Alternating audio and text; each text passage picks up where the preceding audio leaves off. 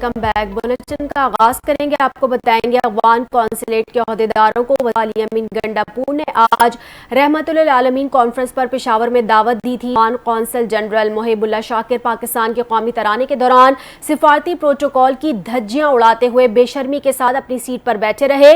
قومی ترانے کا احترام نہ کر کے افغان قونصل جنرل محب اللہ شاکر نے اعلان کیا ہے کہ اس کو پاکستان اور پاکستانی قوم کا کوئی احترام نہیں. یہ غیر معمولی واقعہ ہے اور سفارتی آداب کے بالکل برخلاف ہے. کسی مہذب معاشرے میں ایسی حرکت خلاف تہذیب ہوتی ہے.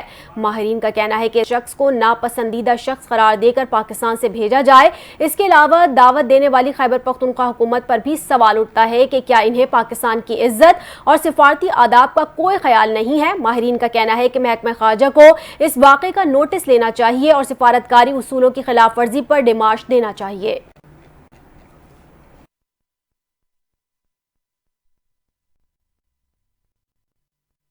صدر مملکت آصف علی زرداری اور وزیر اعظم پوری قوم کو 12 ربیع الاول کے پرمسرت موقع پر مبارکباد دی.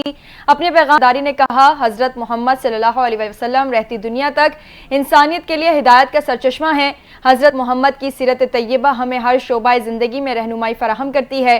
موجودہ چیلنجز کا مقابلہ کرنے کے لیے اسوہ حسنہ کو اپنی زندگی کا حصہ بنانا ہے.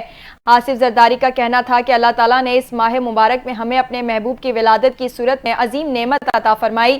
یہ دن ہر مسلمان کے دل میں عشق رسول کی شمع روشن کرتا ہے. یہ دن ہمیں اس پیغام کی یاد دلاتا ہے جو ظلمت کو مٹا کر مینار نور بنا. صدر آصف زرداری نے کہا کہ آج ہمیں اسوہ حسنہ کو اپنی زندگی کا حصہ بنانا ہے تاکہ ہم موجودہ دور میں درپیش چیلنجز کا مقابلہ کر سکیں.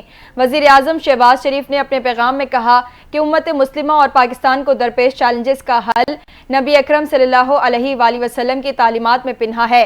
اختلافات کو پس پشت ڈال کر ملک و قوم کی ترقی کے لیے کام کرنے کا عہد کرنا ہوگا.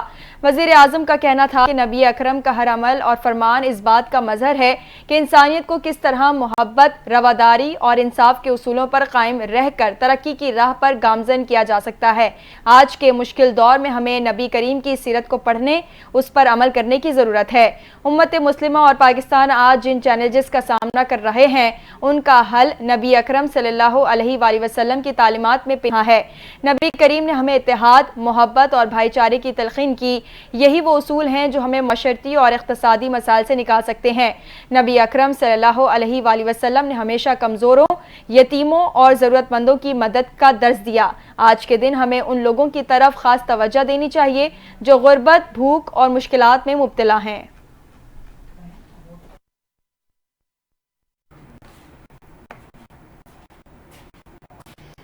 چیئرمین پاکستان پیپلز زرداری نے عید میلاد النبی صلی اللہ علیہ وآلہ وسلم کے موقع پر دلی مبارکباد دی. حضرت محمد صلی اللہ علیہ وآلہ وسلم پوری انسانیت کے لیے رحمت بن کر آئے. اپنے بیان میں بلاول بھٹو زرداری نے کہا کہ آپ کی زندگی کا ہر پہلو ہمارے لیے مشعل راہ ہے.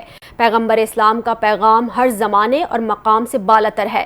چیئرمین پیپلز پارٹی کا کہنا تھا کہ نبی اکرم صلی اللہ علیہ وآلہ وسلم کا پیغام تمام نسلوں اور قوموں کے لیے رہنمائی ہے. آپ کی تعلیمات کی روشنی میں معاشرے میں امن، برداشت اور بھائی چارے کی فضا قائم کرنا ہے.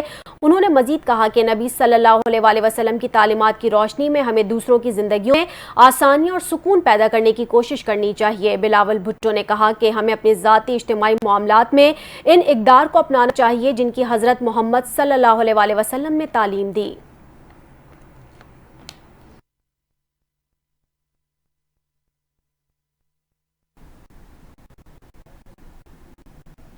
وزیر اعلیٰ سندھ اور گورنر نبی کے موقع پر قوم کو مبارکباد. وزیر اعلیٰ سندھ نے کراچی میں میلاد النبی کے موقع پر کہا ہے پاکستان کی خوشحالی، ترقی اور امن و امان کی بحالی کی دعائیں مانگنی چاہیے. کراچی میں دعوت اسلامی کے مرکز فیضان مدینہ میں میلاد النبی صلی اللہ علیہ وآلہ وسلم کی تقریب میں شرکت کے موقع پر گفتگو کرتے ہوئے وزیر اعلیٰ سندھ نے کہا کہ حضور اقدس رسول پاک صلی اللہ علیہ وآلہ وسلم کا میلاد بڑی عقیدت و احترام سے منایا جا رہا ہے. آپ کی آمد نے ہر جانب سچ کا بول بالا کر دیا. اس موقع پر گورنر سندھ کامران خان ٹسوری نے کہا ہے کہ رسول اللہ کے بتائے احکامات پر عمل کرنے سے زندگی آسان ہو جاتی ہے.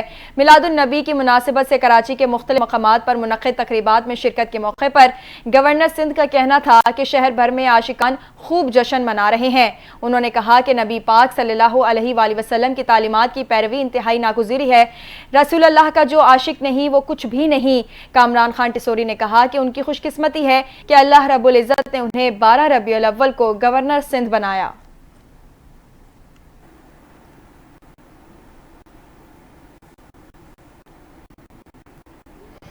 خبر آپ اعلیٰ خیبر پختونخوا الیامین گنڈاپور نے آئینی ترامیم کی کھل کر مخالفت کر میڈیا نمائندوں سے گفتگو میں علی امین نے کہا کہ اسلام امن کا پیغام دیتا ہے اور ہم پر امن لوگ ہیں۔ میری دعا ہے کہ اللہ تعالی ہمارے دلوں میں نفرتیں نکالے۔ آئینی ترامیم پر بات کرتے ہوئے وزیر اعلیٰ کے پی کا کہنا تھا کہ یہ آئینی ترامیم جمہوریت پر حملہ ہے اور ہم اس کو کامیاب نہیں ہونے دیں گے۔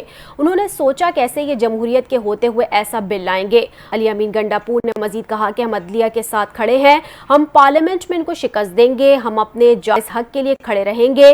اسی طرح کا بل پاس ہونا تھا تو دور کی بات ہے اسمبلی میں بھی نہیں پیش کر سکتے۔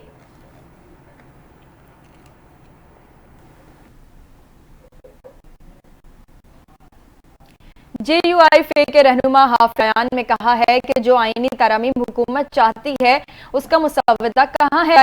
مسودہ پیش کرنے تک جے یو آئی اس کی حمایت نہیں کرے گی۔ حافظ حمداللہ وزرا کہتے ہیں انہیں بھی اس آئینی ترامیم کا علم نہیں تو یہ مسودہ آیا کہاں سے؟ جے یو آئی سے ملاقات کے لیے نون لیگ، پی پی سمیت دیگر سیاسی وفود آ رہے ہیں، لیکن حکومت کی سپورٹ ہم آنکھیں بند کر کے کیسے کریں؟ جے یو آئی رہنما نے کہا کہ جے یو آئی نہ نون لیگ ہے نہ ہی پیپلز پارٹی ہے۔ کیا مولانا سونے کے لیے ٹائم مانگ رہے ہیں یا حلوہ کھانے کے لیے؟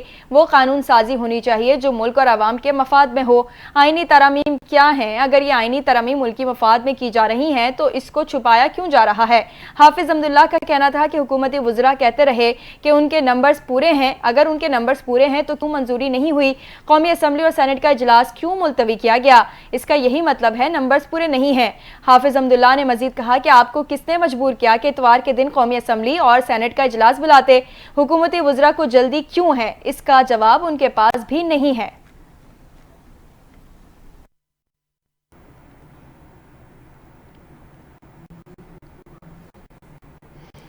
پاکستان مسلم لیگ نون کے رہنما میاں کہا ہے کہ اداروں میں ثاقب نثار اور فیض حمید کی باقیات موجود ہیں۔ پاکستان مسلم میاں جاوید لطیف نے ایک بیان میں کہا ہے کہ بالکل یہ کہنے کو تیار نہیں کہ اپنی مرضی ہے، میرے پاس مسودہ نہیں ہے، پارلیمان کو اعتماد میں لے کر آئینی ترامیم کریں گے تو آسانی ہوگی، دو چار شو چلا، میں سمجھتا ہوں کہ یہ غیر مناسب تھا۔ جاوید لطیف کا کہنا تھا کہ اداروں میں ثاقب نثار اور فیض حمید کی باقیات موجود ہیں، جیسے ہی ملک میں استحکام آنے لگتا ہے تو انتشار پھیلانا شروع کر دیا جاتا ہے۔ انہوں نے مزید کہا کہ پالیسی پر اختلاف ہوتے ہیں، میرے اپنی جماعت سے کوئی اختلاف نہیں، ہر ایک کی رائے کو سنا جاتا ہے اور یہ جمہوریت کا حسن ہوتا ہے۔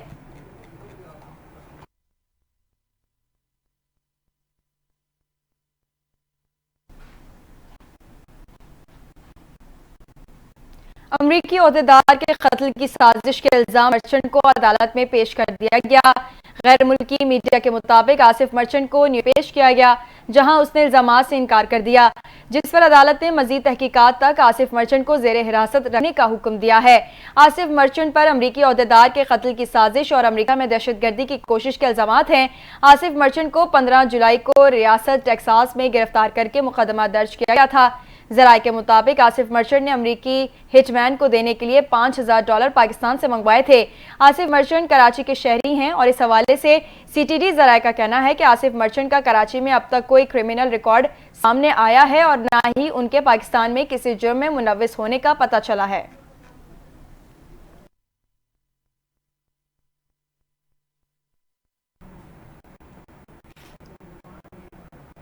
بھارتی اپوزیشن کانگریس نے کشمیر کو حق دلانے کا دعویٰ کر دیا۔ کانگریس کے ترجمان پون کھیرا کا کہنا ہے کہ کشمیر ہندوستان بن چکا ہے۔ آرٹیکل 370 کی منسوخی کے بعد سے مقبوضہ کشمیر نے جابرانہ سیاست کی ہے۔ انہوں نے کہا کہ مقبوضہ کشمیر میں بھارتی جارحیت کئی دہائیوں سے جاری ہے۔ مقبوضہ کشمیر میں مظلوم اور لاچار کشمیریوں کا کوئی پرسان حال نہیں۔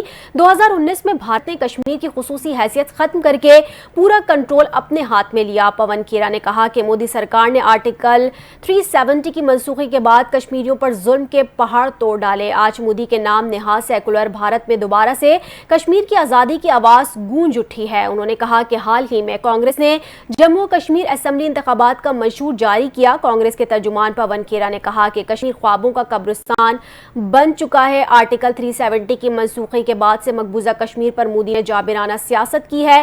ساتھ ہی ساتھ انہوں نے کہا کہ ایسی ریاست اس وقت کشمیر ہے جس کا حق چھین کر اسے مرکز کے زیر انتظام علاقہ بنا دیا گیا۔ کشمیر کی آزادی واپس حاصل کرنا ضروری ہے۔ انہوں نے کہا کہ ہم وعدہ کرتے ہیں کہ جموں و کشمیر کی ریاستی حیثیت کو بحال کرنا یقینی بنائیں گے۔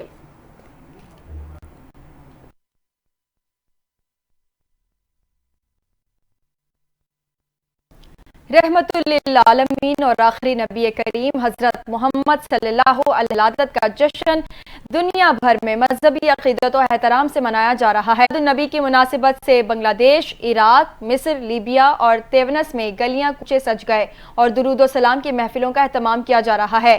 ادھر یمن میں ہزاروں افراد نے ریلی نکالی، جبکہ غزہ میں اسرائیلی جارحیت کا شکار فلسطینی بھی نبی آخر الزماں کی محبت میں سرشار ہیں، جنہوں نے غزہ میں پیغمبر اسلام کی آمد کا جشن منایا۔ اس کے علاوہ بھارتی وزیر اعظم نریندر مودی کی جانب سے بھی عید میلاد النبی صلی اللہ علیہ وآلہ وسلم کے موقع پر مبارکباد کا پیغام دیا گیا ہے۔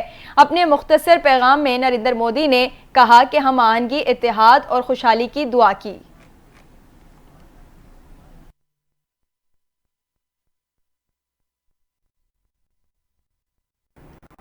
کھیل کے میدان سے خبر شامل کریں گے۔ ایشین ہاکی پاکستان نے جنوبی کوریا کو شکست دے کر تیسری پوزیشن حاصل کر لی۔ مقیم کوریا کے درمیان میچ کھیلا گیا جس میں پاکستان نے جنوبی کوریا کو 2 کے مقابلے میں 5 گول سے ہرا دیا۔ پاکستان نے جنوبی کوریا کو ہرا کر ایشین ہاکی چیمپئنز ٹرافی میں شکست دے کر تیسری پوزیشن حاصل کی اور برانز میڈل اپنے نام کر لیا۔ پاکستان کی جانب سے حنان شاہد اور سفیان خان نے 2 گول کیے، جبکہ رومان نے 1 گول کیا۔ گزشتہ روز ایشین ہاکی چیمپئنز ٹرافی کے سیمی فائنل میں میزبان چین نے سنسنی خیز مقابلے کے بعد پاکستان کو شکست دے کر فائنل کے لیے کوالیفائی کر لیا تھا۔